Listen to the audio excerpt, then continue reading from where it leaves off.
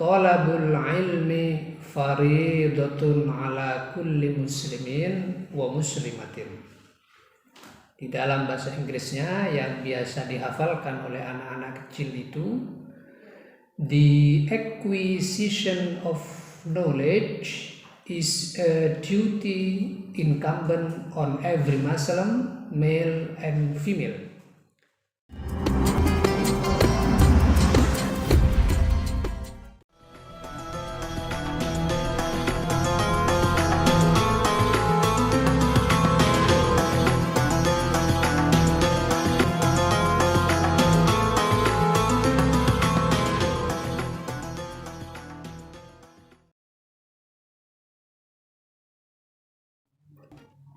Assalamualaikum warahmatullahi wabarakatuh.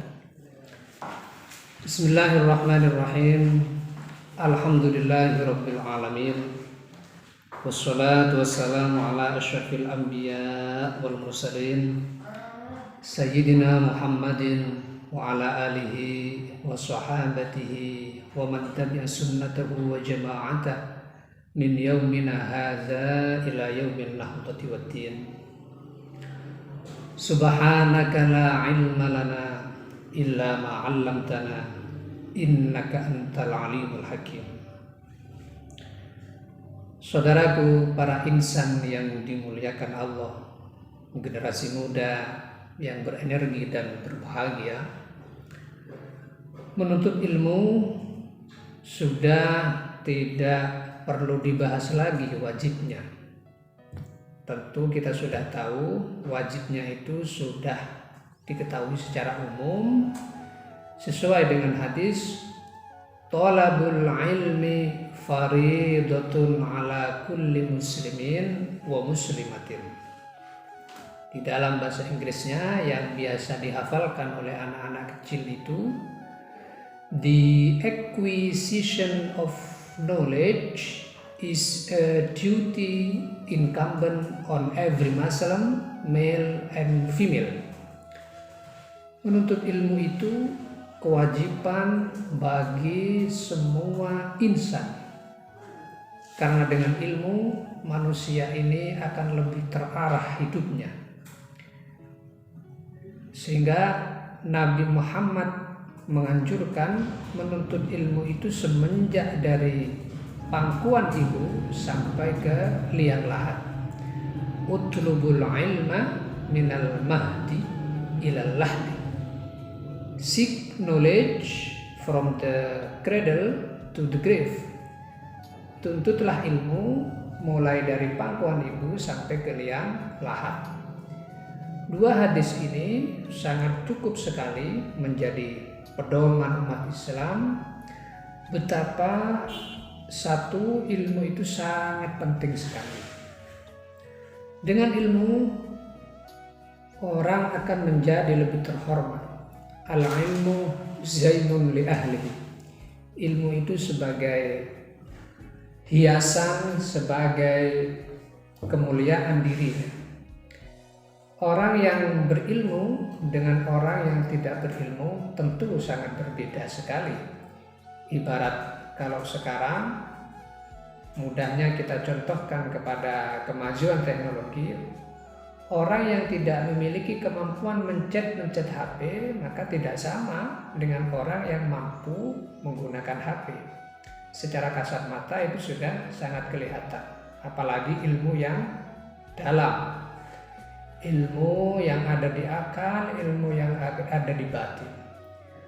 Orang yang berilmu mengalami atau menghadapi kehidupan yang kadang sulit ini sebagai bentuk ujian dari Allah Subhanahu wa taala akan berbeda dengan orang yang tidak memiliki ilmu. Cara menghadapi masalah, cara menyelesaikan masalah itu tentu berbeda. Orang yang tidak berilmu, maka cara menghadapi masalah itu tentu dengan banyak didominasi oleh emosi, dan juga kadang penyelesaiannya itu bisa menyelesaikan masalah tetapi muncul masalah baru. Tetapi kalau orang menuntut ilmu, orang yang memiliki ilmu cara menghadapi masalah lebih bisa menekan emosi. Kemudian cara menyelesaikan masalah itu hampir tidak ada muncul masalah yang baru. Saudara sekalian, bagi santri menuntut ilmu ini harus didasari oleh beberapa hal.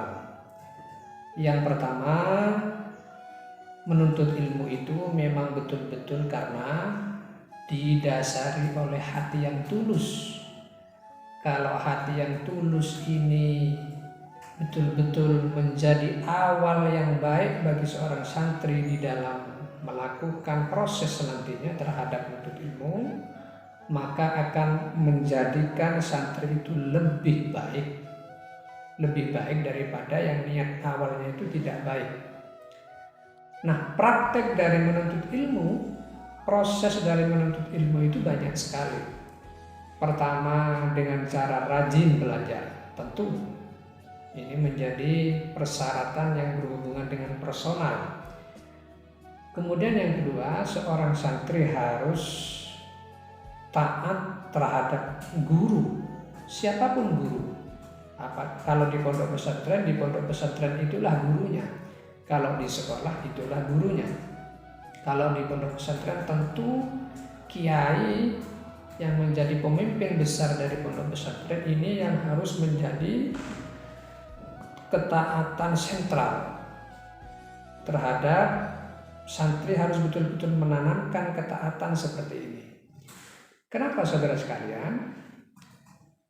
Kita ini dituntut untuk taat kepada seorang guru. Ketaatan memang tidak bisa diukur secara akal. Karena ketaatan ini adalah perilaku hati. Maka ketaatan ini yang bisa mengukur adalah ketika santri itu keluar dari pondok pesantren.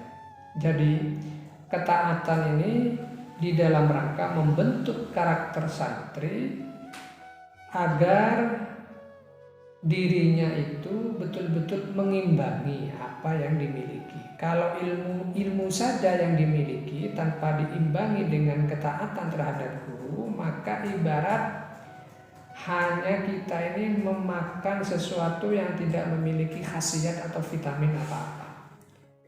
Jadi ketaatan itu sesuatu yang sangat mendalam, dan kalau betul-betul dilakukan maka akan menjadikan santri ini lebih komplit daripada santri yang hanya pinter tetapi tidak taat terhadap guru. Maka akan menjadi santri yang pinter tetapi tidak berkah hidupnya. Dan ini sudah terjadi di masyarakat. Masyarakat itu bisa kita lihat coraknya di masyarakat. Banyak orang yang pinter tetapi tidak berakhlak. Sehingga Imam Al-Ghazali itu memiliki dua kategori orang. Yang pertama ada orang pinter, yang kedua ada orang bodoh. Orang pinter ini dibagi dua.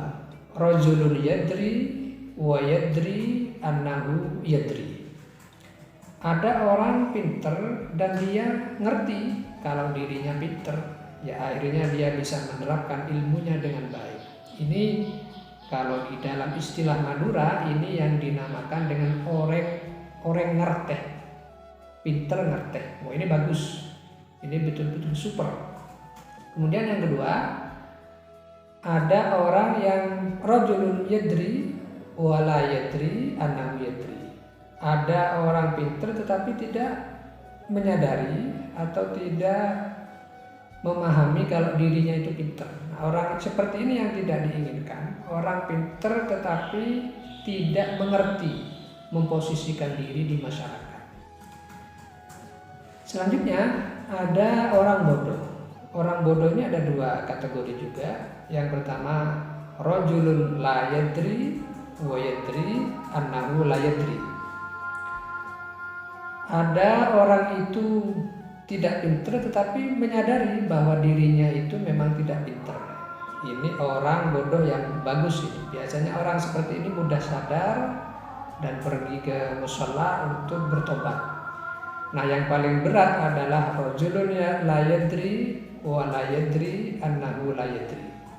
Ada orang tidak pinter dan tidak menyadari bahwa dirinya itu memang gak pinter. Ini bodoh yang kelas berat. Mudah-mudahan kita menjadi orang pinter yang pada posisi yang pertama tadi. Mudah-mudahan bermanfaat. Demikian. Wallahu a'lamu bishawab. Wassalamualaikum warahmatullahi wabarakatuh.